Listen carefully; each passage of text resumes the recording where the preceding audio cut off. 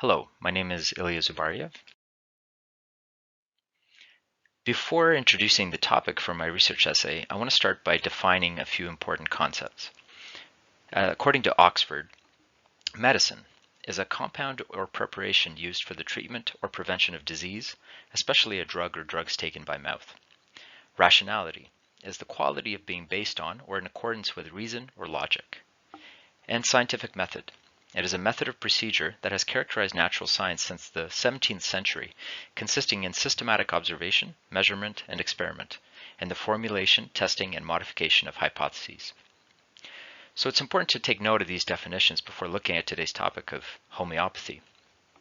As for my personal beliefs, three of the most important values of my life that have guided me are truth, science, and skepticism. With that in mind, my first exposure to homeopathy was in my late teens through two family members that recommended them as medicine. This was confusing because I had never heard of the term before as medicine.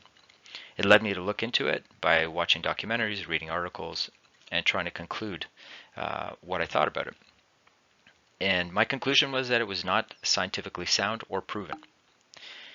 In the last 10 years, I had largely forgotten about homeopathy, until the more recent anti-vaccination movement and the link to homeopathy made me decide to research it again for this assignment. Maybe there were new developments that would change my conclusion on the topic. After all, homeopathy products are still widely available in stores across Canada, and medical research is always evolving. So for some background, homeopathy was invented over 2 centuries ago when the idea from Samuel Hahnemann around 1800 was, quote, that an illness can be cured if it is treated with a highly diluted form of the ailment or symptoms that are attacking the patient, unquote. This was supposedly possible when you take a known substance that can cause symptoms of an ailment and dilute it in water over and over again until you have something like 1 part per billion, and the smaller the better, of the original substance in the solution. This idea was debunked through decades and centuries of further scientific and medical advancements, especially in the understanding of chemistry and physics. But proponents of homeopathy to this day maintain that water can have a sort of memory and therefore be effective in leading bodies of patients to be able to recognize and fight off the ailment. Without looking at this idea through the scientific method, it may be attractive to some. Only being essentially sugar water and a placebo, there are obviously also no side effects, so that makes homeopathy unique in that it isn't directly dangerous. The popularity and availability of these products is surprising in one way in our current day and age, but it's also what made me want to study it again. It's possible that there will always be a certain percentage of the population that turns to magical alternative systems. Many people turn to homeopaths or naturopaths when they, for one reason or another, choose to turn away from traditional medicine and treatments.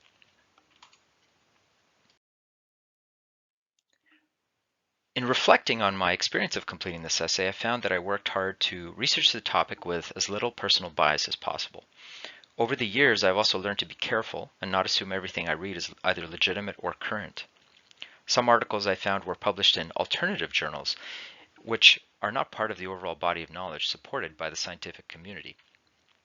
However, it was worthwhile to put in the extra time, as I did find many legitimate articles in published journals and official information from Health Canada and other bodies around the world. That said, I also caught myself being emotional in my reactions to certain ideas, such as homeopathy preventing children from getting real effective treatments or vaccines. But still, it was important to try and stay objective and assume it was possible that new studies and evidence have come to light in favor of homeopathy. Finally, it was challenging to be concise and avoid jargon.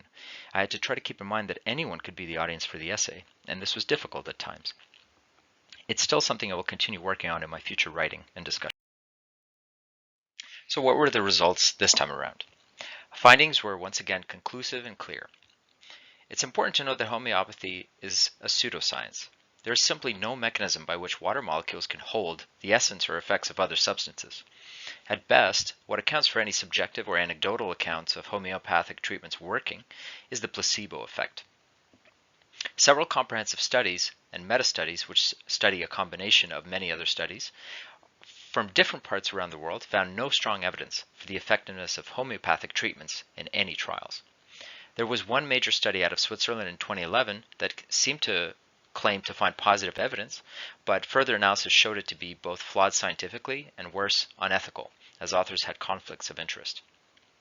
In Canada, the issue is primarily that the regulation in the past 10 to 20 years has been fairly weak on these types of products, allowing them to be sold alongside more strictly regulated and tested medicines, with only minor fine print added on the packaging and little consumer awareness information out there. This gets especially serious when parents begin to consider giving their children something called nosodes, which are basically homeopathic vaccine alternatives instead of real vaccines recommended by doctors. It's an open question and makes me concerned whether this will have a more adverse impact in some future time if the status quo doesn't change and these companies can continue to market and profit off of Canadians. And to sum this up, as found by the National Health and Medical Research Council of Australia in a comprehensive study in 2015, quote, people who choose homeopathy may put their health at risk if they reject or delay treatments for which there is good evidence for safety and effectiveness, unquote. And I think that pretty much sums it up. In conclusion, ultimately homeopathy is completely ineffective when compared to traditional medicine and no better than a placebo. Additionally, given the potential risk to patients and unethical profiteering by companies selling these products, Canadian healthcare professionals and policymakers should continue to inform people that homeopathy is neither scientifically proven or recommended. I should note an important link to the current COVID-19 pandemic that we're all facing is that there will be claims by proponents of homeopathy that there are natural remedies that can be a protection against the virus or can be even a replacement for a scientifically derived and approved vaccine when and if it becomes available.